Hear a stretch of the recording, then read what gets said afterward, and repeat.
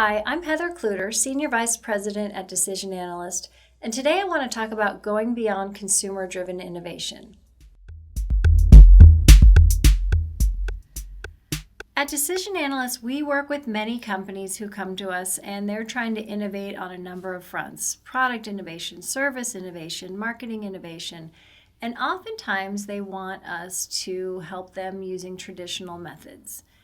They want to use regular consumers and conduct focus groups. They might want to do this work in kind of a non-creative setting. They want to do the work over what we think is an insufficient length of time. And they might be using processes that are designed to reach closure in a specific amount of time. So often we'll talk through things with these clients and say, we think there's a better way to do things.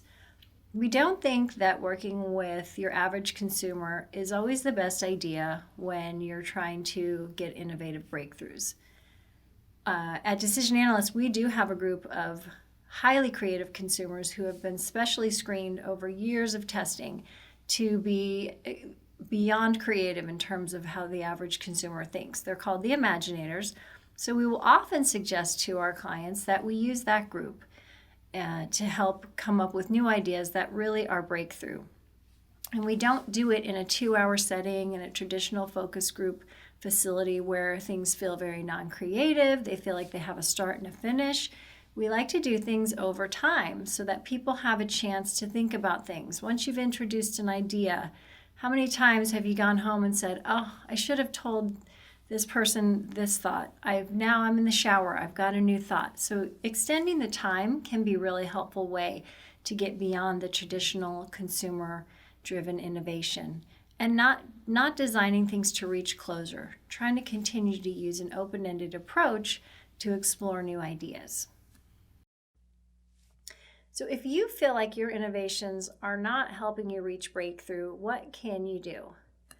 The first thing I think you need to think about is don't worry about being perfect. Don't worry about having tons of budget. Don't worry about creating a whole new organizational structure to be more innovative. All of that can be very overwhelming. As a really basic start, you can start small. There's a lot you can do on your own. You can do trend tracking and scene hunting on your own. You can do unofficial ethnography to get out into the world and experience what your target consumers are experiencing.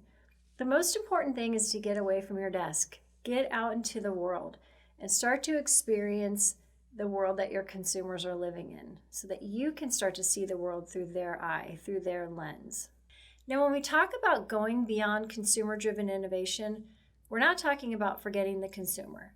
Everything we do should always be with the consumer lens. But what we're thinking about is removing the myopia that can often occur in a particular industry. I know that everyone thinks that their industry is very specific, very special, only to be understood by the real insiders. But I really would challenge that. I would ask you to look outside your industry more than you look in when you're trying to think about inspiration for innovation. See things the way your consumers do, because they don't see things the way you do. They're using a broader lens, and I would think so should you. So engage in non-industry activities to get yourself some unique insights. Look at the things that your consumers are involved in and talk to those companies. If they're not competitive, I bet you they'll be willing to share.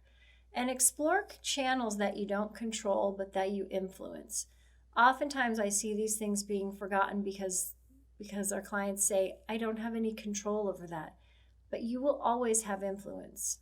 An example would be car dealerships, and hopefully we see that that's changing. But for right now, for the most part, the OEMs, the car manufacturers do not control dealerships, but they definitely need to know how to influence. That's a huge consumer touch point that cannot be forgotten.